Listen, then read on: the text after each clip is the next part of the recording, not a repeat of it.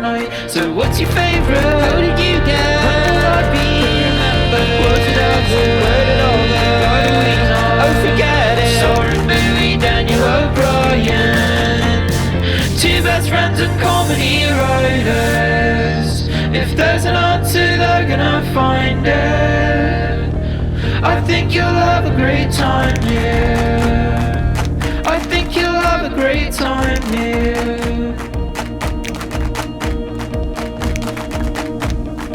Hey everybody, welcome back to another episode of Quick Question with Soren and Daniel.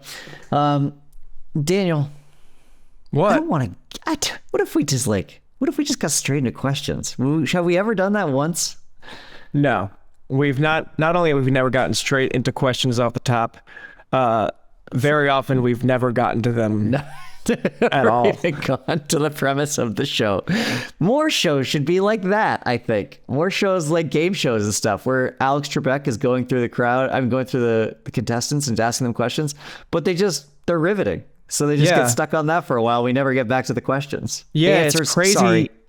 It's crazy that Alex Trebek doesn't spend more time interviewing the contestants. Yeah. Hardly seems to do it at all these days. Well, yeah, that's true. Not around anymore. I did like it though when he would be like, "So you work in the science field?" And they're like, "Yeah, I do this geology research." Blah blah blah. And he's like, "Oh, so you're a nerd." Yeah, he just had nothing but contempt for his. One of my favorite. I don't know if it's collected anywhere, but I watch Jeopardy every night, and so I just have it in my brain. But he was doing his little interviews with people, and and he was like, "Now I understand you have a couple of cats. Tell me about that." And they're like, "Yes, Alex, thank you so much. I have 3 cats. Their names are Beep Bop, Boop Bop, and Beep Bop, and they have little personalities. And I've had this one for this many years, and this one for this many years. And yeah, I just love cats." And he goes, "So many of our contestants love cats." I just moved on to the next person, and it was so loaded with, you could tell he doesn't like cats, he doesn't like cat people, and he's so bummed sick of shit. that his contestants are cat folk. I do really like your idea, though. I think they should bake that into some Jeopardy episodes when Ken Jennings now is asking the questions, and someone is like, "Yeah, I kayaked from Australia to LA," and he's like, "You did fucking what? Hold on." Yeah. Tell me about that. Yeah. We're not gonna waste any time asking questions about literature. Turn off these screens in front of them. Yeah. I can't look at this blue light while he's talking. Just tell me how did you see sharks? Yeah, I already know. The next person on the day is their fun fact is that they taught in Thailand. I don't give a shit about that. Everybody teaches in Thailand. Tell me more about the ocean. Was there crazy shit out there? Did you see stuff that nobody's seen before? Speaking of that, what is your access point to TikTok? Do you have any? Is it your wife? I see a lot of TikTok on Instagram. Okay. I guess my favorite app, and I downloaded TikTok because at some point I was like, this might be important if I want to continue having a job in entertainment. It just seems like something that I should be tapped into. And then I tried exploring the interface, and I was just like, there are other jobs out there. I'll just do one of the other jobs. I don't think I can learn a whole new thing at this point. That's good. So you're catching it downstream like me. So you're only catching the big stuff that comes out of it. Like it explodes from TikTok to everything else. There was recently, maybe you encountered this guy. He was pissed off at his job. I think he was a car salesman or something like that. Hated his job and decided to quit and was going to sail from Oregon to Hawaii. Now, some things you should know about him first. Didn't know how to sail. Didn't know anything. Good. Didn't know anything about sailing. Was like, I got to get a boat first. Then I got to figure out what to do with my cat.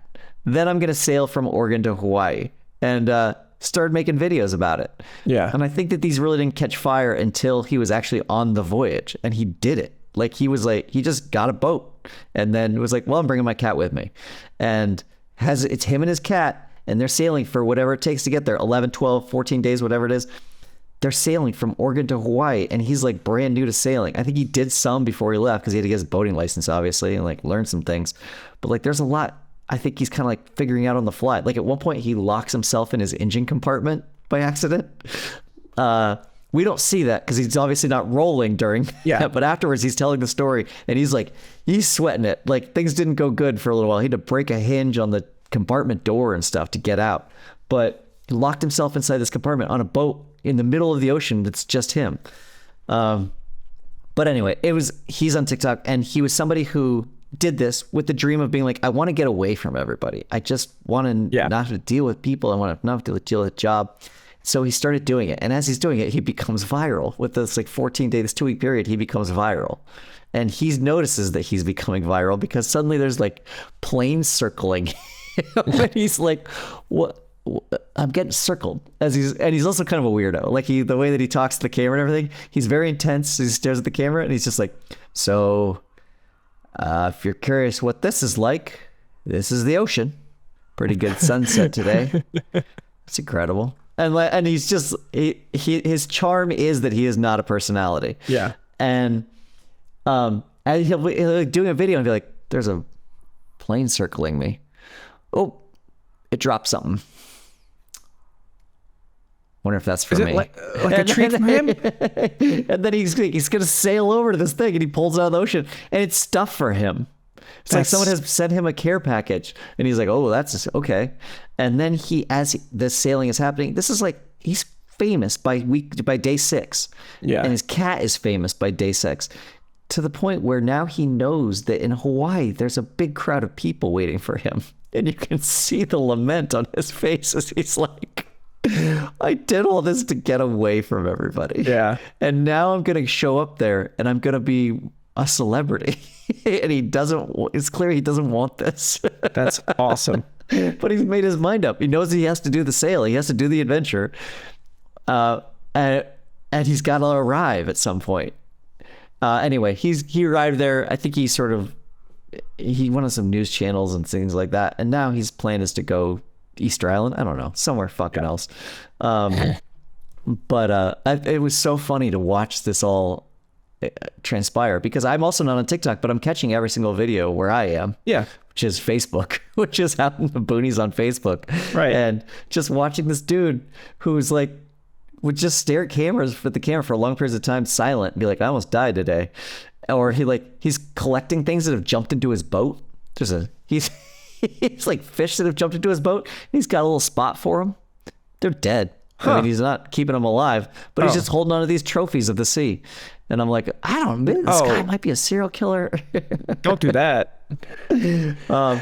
But yeah, he's doing these videos and getting thrown around in his boat, but he's got a little spot for his cat and his stove, basically, where the two things, and the food for the cat, where they don't move. They're on like some sort of system where as the boat moves, they stay stable, which I guess is a good idea for a stove. But yeah, and like the cat seems to not mind sailing whatsoever. But yeah, some of it's pretty harrowing. Some of it's, but that's not my question for today. I got on this tangent because you wanted to get right into it, so let's do that. Let's get right into it. So that's exactly what I did. I got right into it. Daniel, this is unrelated, but I have a quick question for you. Great. I kind of wish, you see where I'm at right now?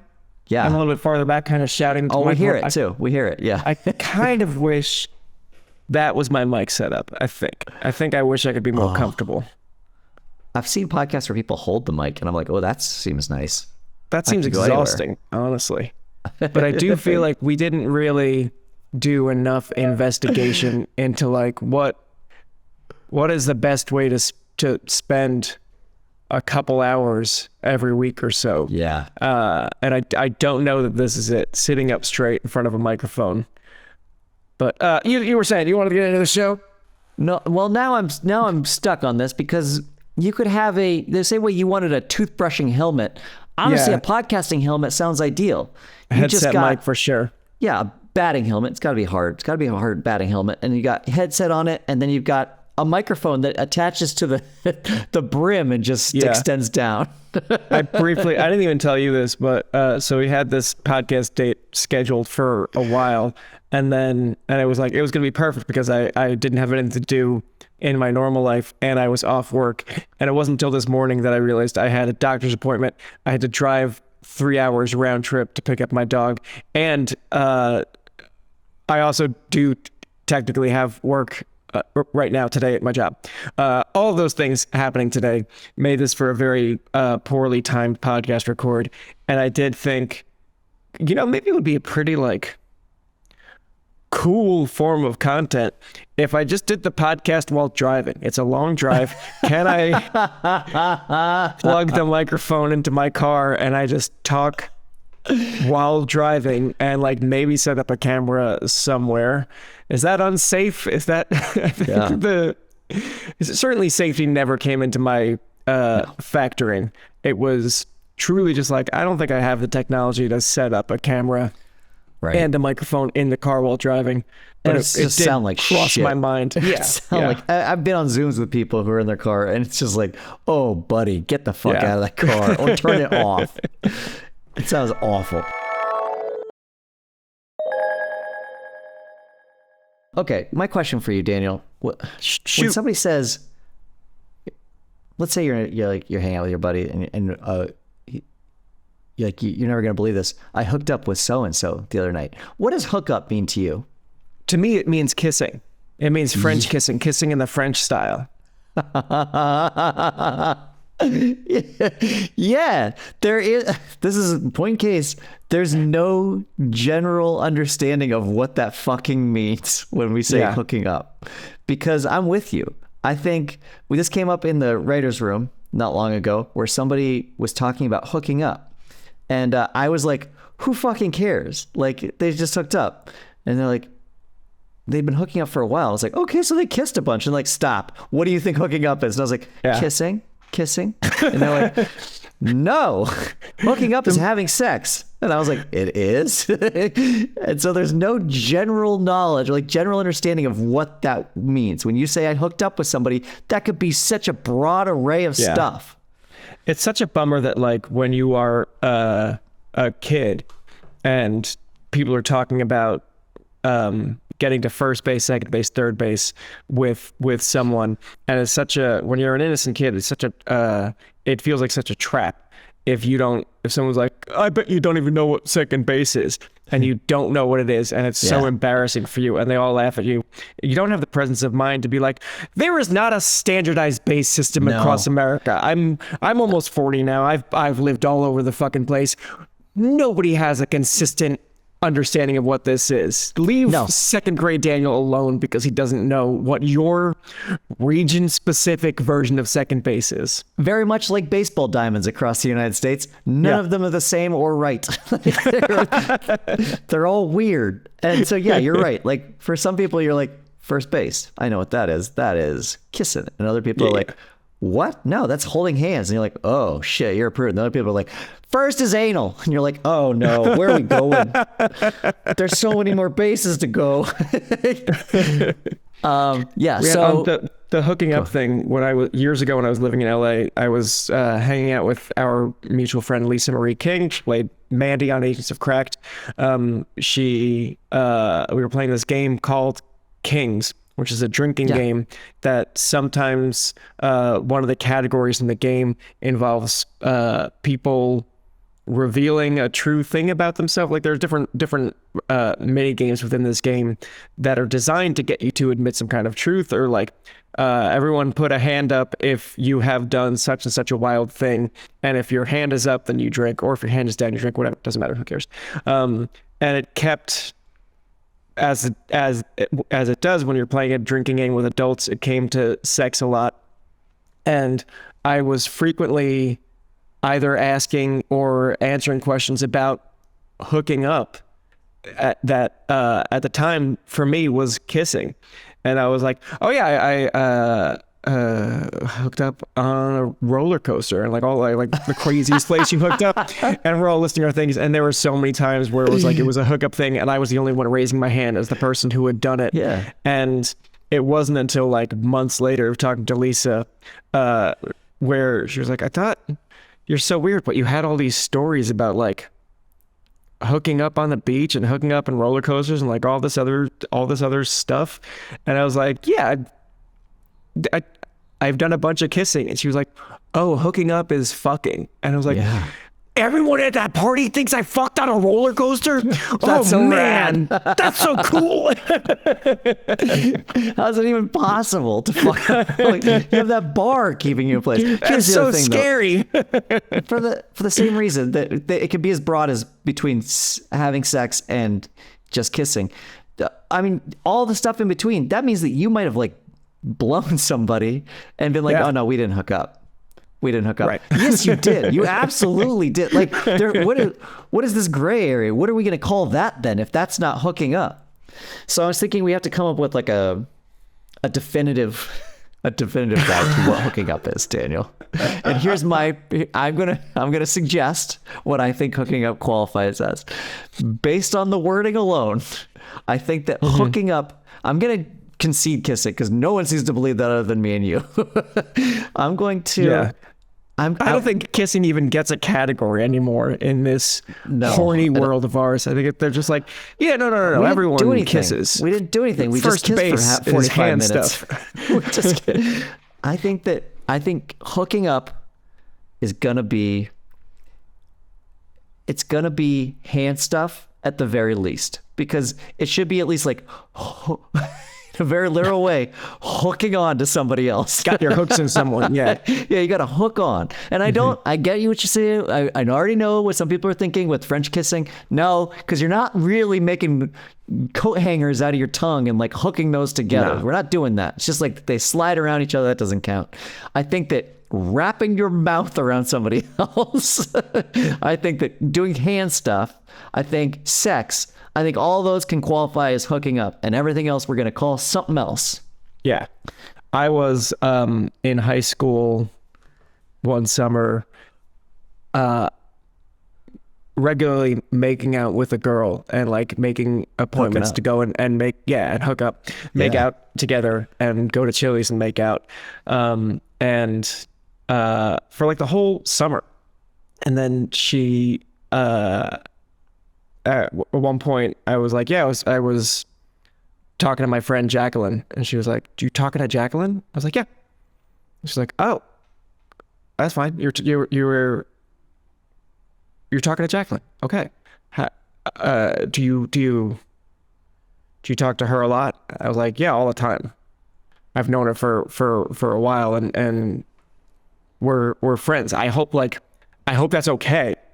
And she was like, it's totally okay. It wasn't until the end of the summer that I had learned that talking was her high school specific slang for making out. What? And it like That's so repainted confusing. Everything in my head that it was like, oh, you thought I was making out with this friend. You thought I was indignant about it.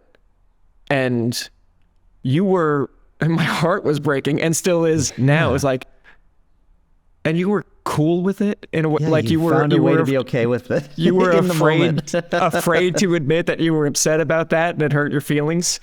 You poor thing. I mean, we're breaking up. We're breaking up because summer's over. But like, you deserve someone who's nicer to you than the version of me that you created in your head. We talk all the time. We talk on the phone sometimes. Yeah. What? You're not going to be one of those crazy girls who doesn't like when I talk to my friends. You just be like, no, I guess I'm not. I guess you can talk to as many people as you want. It's like, good, I'm gonna. That's pretty bad. That's so. I know. I mean, this is part of, I guess, a bigger conversation, which is that it feels like all of the language around sexuality is so intentionally confusing. Yeah. All right, I'm gonna say some words that are gonna make you uncomfortable. Just bear with me. Great.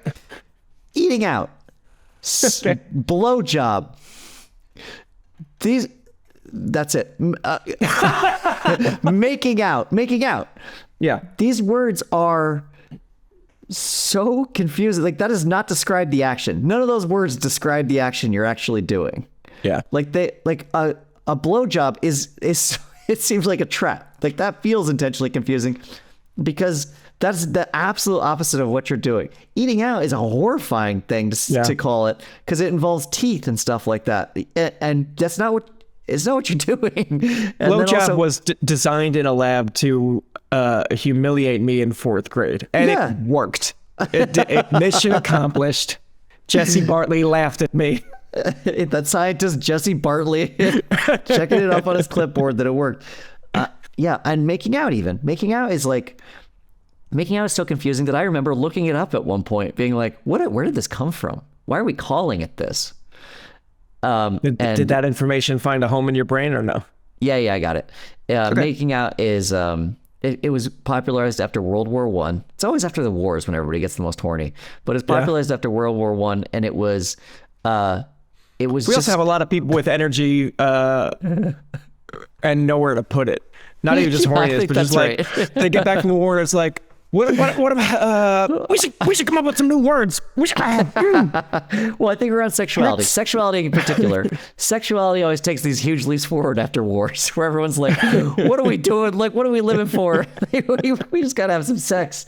And maybe during wars, honestly, I think that's probably where most of it comes from, is like people hooking up during wars. And I don't want to think about it. It's grim.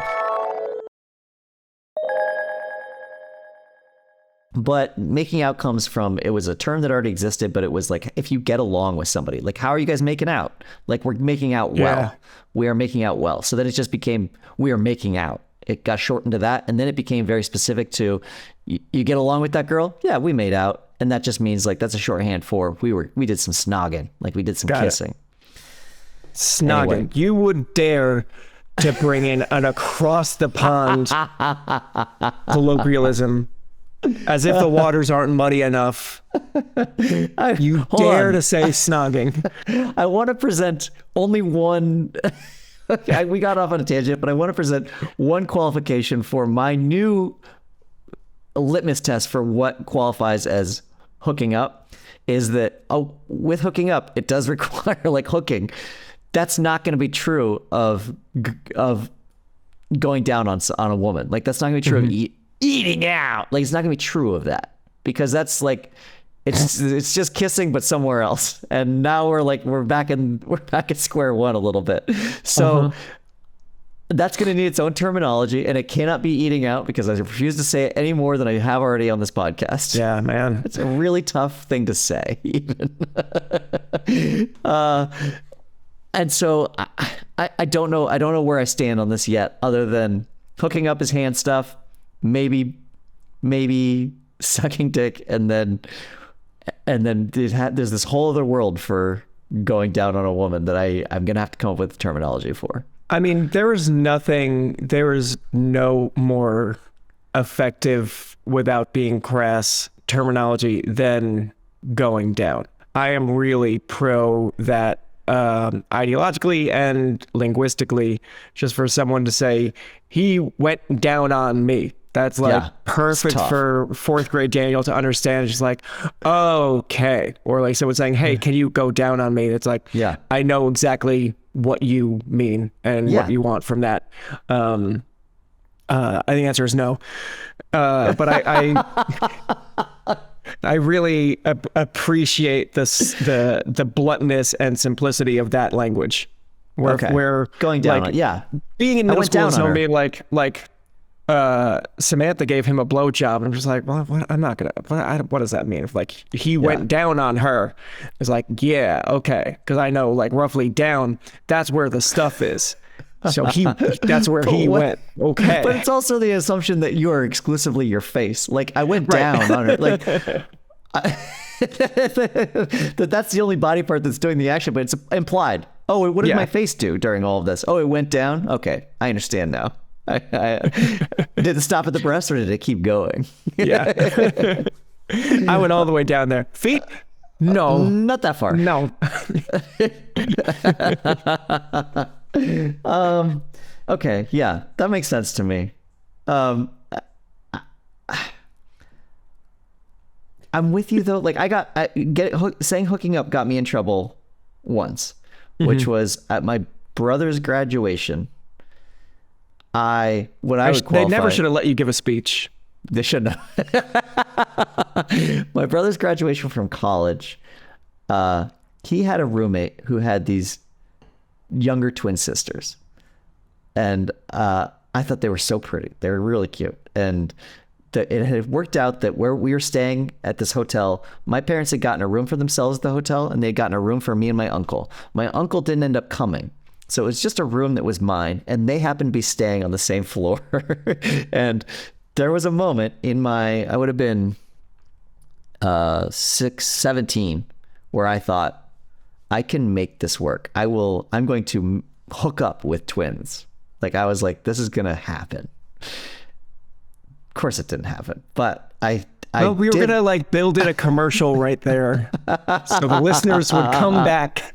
I did, one of them hung out in the room with me for a very long time, and the other one left, and like we were trying to figure out how to get close enough to each other to kiss, but like being really bad at it. So being like, oh, I can't believe somebody's been smoking in this bed. It's got ash holes in the comforter. Oh, come look at this. And then she like would come over. She's like, oh, it almost looks like a bullet hole. Oh, do you think somebody died on this bed? And then, like, not listening to what the other person is saying at all, because it's not hot at all. And just getting close enough that your lips are close enough that you can finally fucking just do it. So we ended up kissing.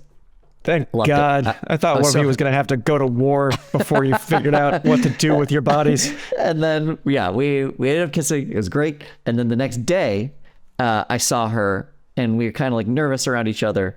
And my brother clocked it, and he was like, what was that? And I was like, oh, we hooked up last night. And he was like, what? We always give Danny shit about his sisters, and like talking about it. and it really came down. I was like, I gotta tell Danny, I gotta tell him. And I was like, please do not tell a guy who's older than me and is graduating from college that I just hooked up with his sister that he's very protective of. He's like, I have to tell him. He's gonna throw you in the lake. And I was like, I don't want any of this.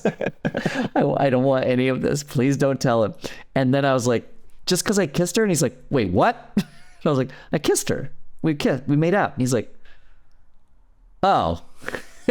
Why did you say hooking up? I was like, I thought that's what it was. Because it is. Yeah, it's I fine. thought so too. It's anything beyond like what you would.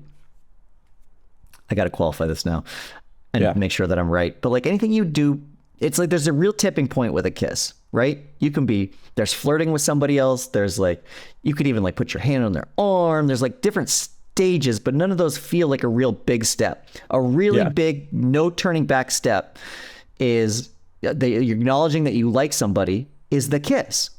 And maybe that's from movies. I don't know what taught me that, but like that's a really big commitment, because you're right. There's like that. You have to get close enough to them to do it. There's a commitment on both parts. Like both parties have to be involved in that. And there's like a real set like that. From that point, it's like, okay, there's no more guessing. We know that we like each other. That's great. That feels like it needs its own.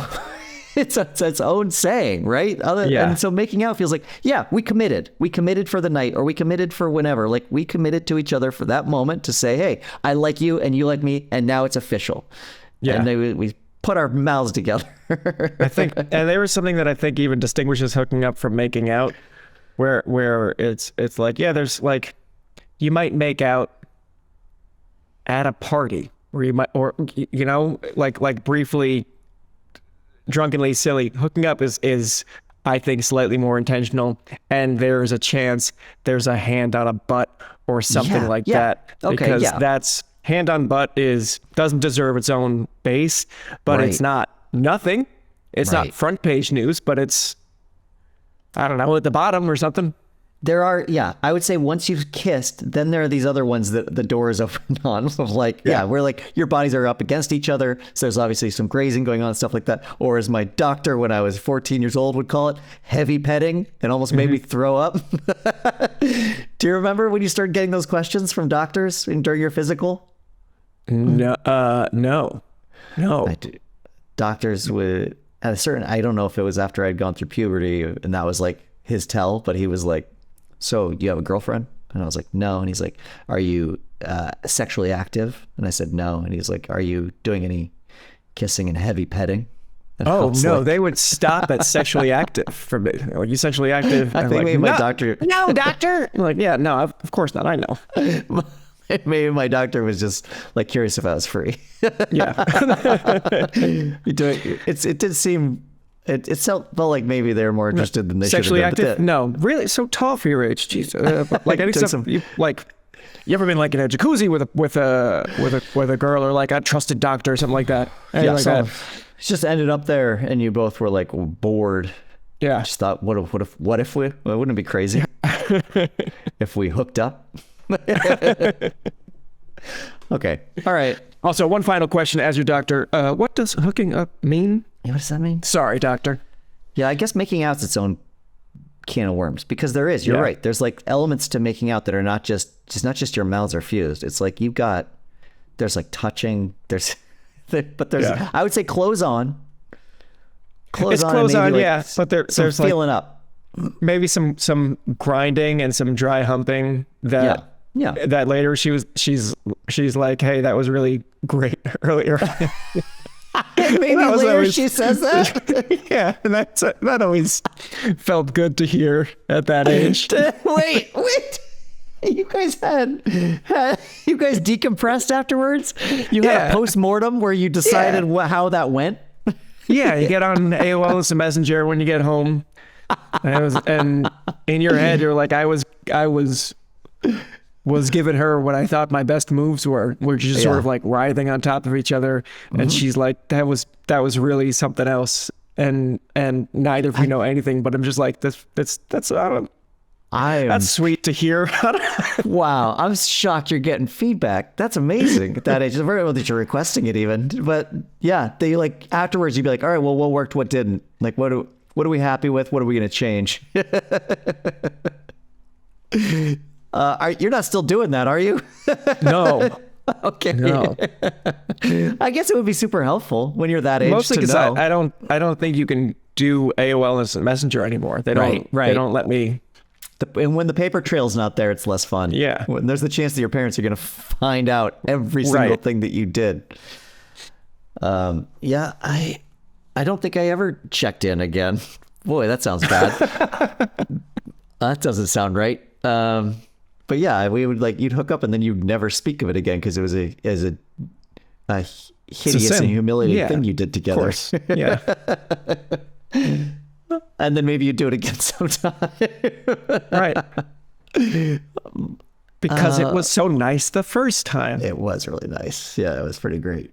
It was nice when there was no expectation of going further. Like, there was a real small window of time when I was allowed to kiss, and kissing was fun, but there was no expectation that then you would move on to something else. It was just like, we're here. We arrived. Let's do this for the next 45 minutes. Yeah. Till my upper lip is all chapped and I have to go home and try to sell my mom on the fact that I've been licking my own lips because they were... Yeah. And your mom was like, what were you doing for 3 hours? I'm like, we went for a walk. I have to go to the bathroom. Yeah, because then there became like this expectation, or like occasionally you might even run into a woman. I'm not a woman at the time; they're girls. But like you run into a girl who would be like, "Now I want to try this," and you'd be like, "Whoa, shit." Okay. Okay. Just give me a second. Like, let me emotionally prepare for this. Like, I remember the first time, at the risk of being too intimate again on this podcast, first time touching a vagina, immediately afterwards going, I want to go home so bad. I just want to be a kid again. I just want to be like, that was so weird. I just want to be in my own bedroom and like my family's there and like those are the only people I know again. I knew it was going to be different from my equipment, but it's so different. It's just so different on every conceivable level. I didn't know what I was doing. If only I had AOL, maybe I'd find out. But man, that was weird, and that was rough for me. I don't think I was ready. It's no wonder that you didn't ask her if she had a good time. You were dealing with your own crisis. I was dealing with a lot. But in like kissing, I was like, let's all just stop here. This rules. I remember being kids with my best friend. We would go into my basement. This story is not going where you think it is. We were going into my basement and we had a Nerf basketball hoop down there, and it was just high enough that we had to like jump to dunk it, or we had to we take shots from across the room, and like those things are tiny. And Nerf football does not fly very well So the balls rarely go in. But we'd get on the phone with these girls and we'd be like, these were our girlfriends at the time. And we'd be like, hey, when we go see Captain Ron, if Cameron makes this next shot, he's going to kiss you. And then being like, okay.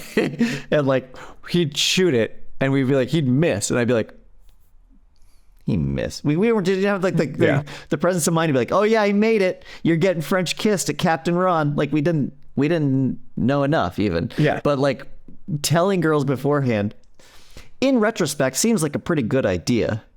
Like a warning that like, this is a possibility of something that might happen. I'm not just going to try it. I want consent from you first. Right. But being like, if he did make this shot, he's going to French kiss you. And then being like, yes, I consent to that. That sounds great. Jessica wants to kiss you at Chad's party tonight. Okay, I will be at Chad's party then, because I also want that. Thank you very much. Strange intermediary. That sounds nice. Sounds great. Yeah, that's the other thing. So yeah, you tell everybody through somebody else. The fact that I would do that for my friend. But yeah, and at school, or we're going to do, if there was a bus ride, forget about it. If you're going on a trip to somewhere, we would go to Mesa Verde. I think we went twice. And Green Table. Yeah, that's right. Yeah, Mesa Verde is like ancestral Pueblo ruins in southern Colorado. And that takes, I want to say 4 hours to get to. So you knew that you were going to be on a bus for a very long time, and the way back it was going to be dark. So there was a good chance like you'd check in with people beforehand through intermediaries, and you'd be like, hey, do you want to sit next to this person on the bus? Because they would like to hook up with you. Right. We would also, the drama club would go once or twice a year to see a Broadway show. We would take a bus into the city and go to Sbarro's and then go see a Broadway show and then take a bus home. Some New Jersey pizza, that classic New Jersey pizza. We get into New York, we're like, nah, we want the real thing. Yeah. But then on the bus ride home, you would do like hand stuff with the people next to you and so on. Yeah. And I was thoroughly convinced that we were being secretive, and not only were my person and I probably not the only two people on the bus who had this idea. There were probably a bunch of theater freaks rubbing on each other and whatnot. I bet the bus driver fucking knew, and I bet that bummed him out. I bet he was so unhappy because he committed to life as a bus driver, and some of that is fun when there's little kids and they're happy and they're excited and they're saying hi and bye to him in the morning. And then sometimes he gets the shift where he's taken a bunch of kids home from 42nd Street on Broadway, and he just knows when his bus is weirdly quiet. It's like there's just a bunch of kids. The air is like moist and smells a little bit like saliva. There's nothing I can do. I can't turn around and say, hey, stop that, because we have to pretend we don't all know what's going on. But this just sucks for me. This sucks so bad. I'm so unhappy just hearing all these muffled, like, all the weird little kid noises. That sucks. What a bad time I'm having. I didn't even get to see the show with the kids. I had to stay with the bus. Yeah, I had to. They gave me a warning 15 minutes before so I could go move this fucking clunky thing to the steps so all the kids could just pile on. And you saying that, it didn't even occur to me on the many trips that we had that there was a bus driver or that there was. That there were teachers probably sitting in those front couple seats. Yeah, chaperones not doing their job. Not doing the one thing the parents hope the chaperones curtail. Why did chaperones sit in the front seats other than to ignore everybody? To be like, to tacitly allow this. Yeah, to be like, okay, I'm technically here, so your parents know that there is an adult on this bus, but a chaperone, a true chaperone, should sit in the back so they have a view of the whole bus. But they're not doing that. They're just sitting up there knitting or whatever they're into. Something I'm very curious, and maybe our listeners will tell me, but I don't. But I'll probably never find out. When we would take overnight trips, like band trips, we would go to Boston. We would stay at a hotel, and they were very. The chaperones and teachers were very clear. Like, when you are in your rooms, you are in your rooms. We are not having you run across the hall to go in the girls' room. You are going to stay in your room. We will have chaperones stationed in every hallway in chairs all night to look to see if anyone's leaving their room, because you have no reason to leave your room. And just in case that chaperone falls asleep, we are putting tape on everyone's door. Yeah. And so if in the morning the tape is ripped, that means you left your room, and we don't care what you did. If you leave your room, you're in trouble. You're out. And we took that very seriously, and we were all good kids, not knowing how idle the threats were. But it just it was effective propaganda warning. Now that I'm older, I'm thinking about it, that this was for the kids, maybe I'll be able to sneak off and kiss someone on this trip. But now I'm thinking man, this is a great opportunity for those teachers to fuck each other too. I wonder if the chaperones. We did end up having what teacher were you guys relationships doing in our school. while we were sitting in our rooms trying to see if we can spot the tape through the crack in the door, and would we be able to replace it if we did go out? Were all of our teachers just fucking each other's brains out? I don't know. What else were you doing? You're at a hotel. Hotels are fun. Yeah. I mean, some of them, yeah, I bet. Because, we had relationships that started at our school. Yeah. Every single, elementary school, middle school, and high school. I can remember different teachers, finding each other. Yeah. If you were a 25-year-old teacher and there was one other 25-year-old teacher that you see in the hallways, and it's and then you're both going to be in Boston for 2 nights in a hotel. Yeah. Seems like a pretty great opportunity to hook up and send each other some nice AIM chats later.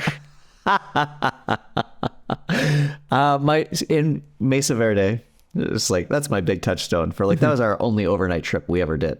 That was your Boston and your Broadway? Yeah, that was both of them. No Sparrow, sadly. But we would go to Mesa Verde. We did 2 nights overnight, and same thing. They put tape on the doors. My brother, when he had gone on that trip 4 years before, his roommate, as soon as they said they put the tape on the doors, he opened it to see if it was there. And then they realized that they'd fucked up. And so they went and found the teachers. And the teachers hadn't even finished putting tape on all the doors yet when they found them. But the teachers were irate that they were out of their room. When they tried to explain, he just messed up. He just wanted to see the tape. They did not believe it one bit. And they were going to send those kids home. That night, they were getting ready to send them home. And they barely got to stay. So anyway, I knew going in, once I hear that there's tape on the door, that's lights out in prison. I don't do anything else. Except at hotels, the door to the adjacent room, as long as you both agree to open it, you can get into the other person's room. So everybody on our trip figured that out. So anybody who was in a room with let's say 3 other kids, suddenly they're in a room with 6 other kids. And now you have 2 rooms to go play around in between. And we thought we were getting away with so much because we were yes, we're out without being out. And obviously we didn't have drugs or anything like that because this is middle school, but just being in other people's room and being so psyched about it really meant a lot to us. Yeah, I'll bet. You could see what other snacks they brought. What did their mom pack for them? Oof. Yeah. They must have known though, because they didn't ever put anybody, they didn't put boys and girls next to each other. Yeah.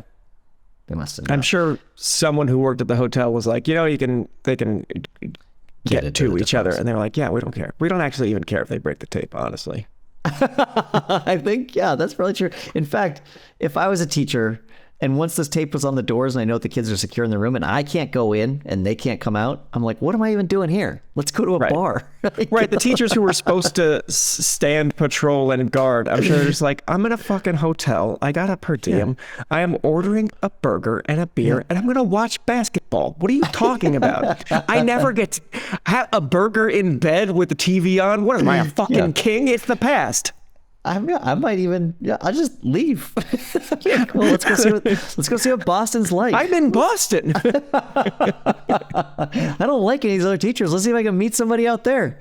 Yeah. I could be stationed here. Maybe I have friends in Boston. I don't know. We put the kids to sleep at 8:00. I have to go. High school, they certainly trusted us a lot more, but I also went to a very small high school.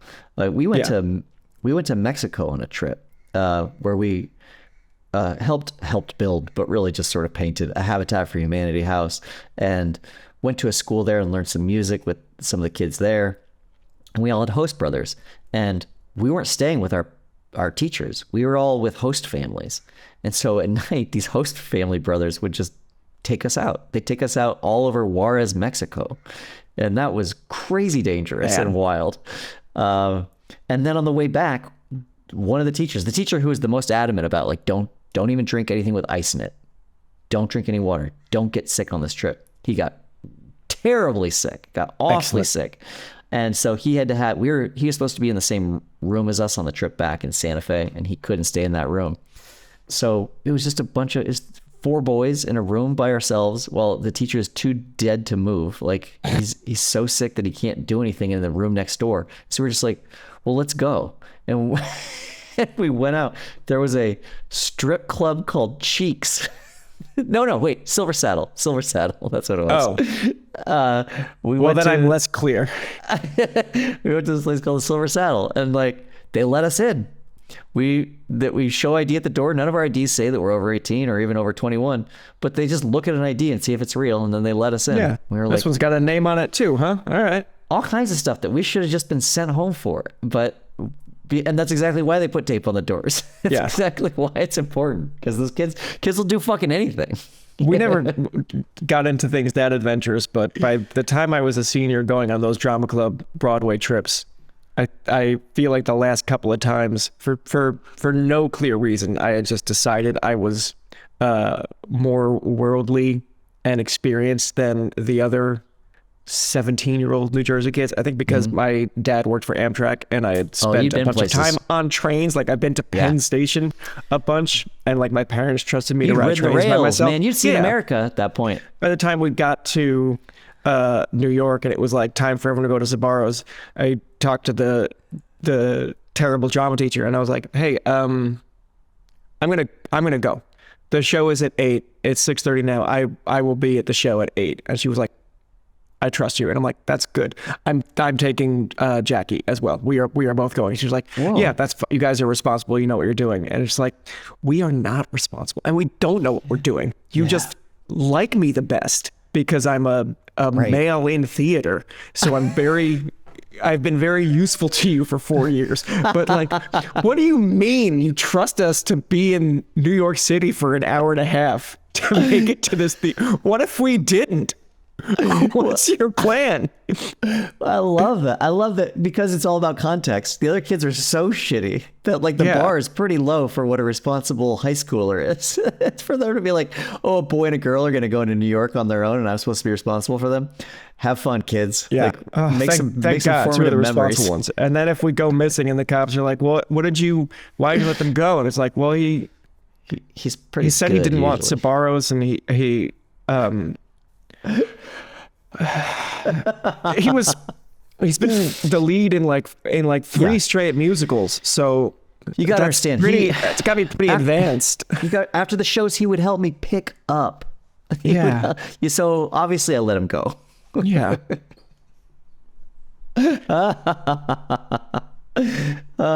Yeah. Well, all right. What a time. This is more or less solved with hooking up. I'll tell my children about it so they understand going forward. Finally got a standardized list of what all the things mean when you put your hands in the places and your mouth on the places. Yeah. Sound like Bill Cosby. Yeah. The thing that you need when you put your hands in the places. I'm also revisiting that story about hooking up with Christina while I was talking to Jackie. In light of this news story, doesn't seem all that innocent what I was doing with Jackie. I think Christina or the first girl was correct. What a twist. Suspicions. What a twist of the story. Yeah, you were doing way worse. Just for anyone playing along at home, trying to put all the names on their cork board. The fact that she did feel bad was probably smart. Oh man, she knew. It's the intuition. Oh, all right. Well, thank you for listening.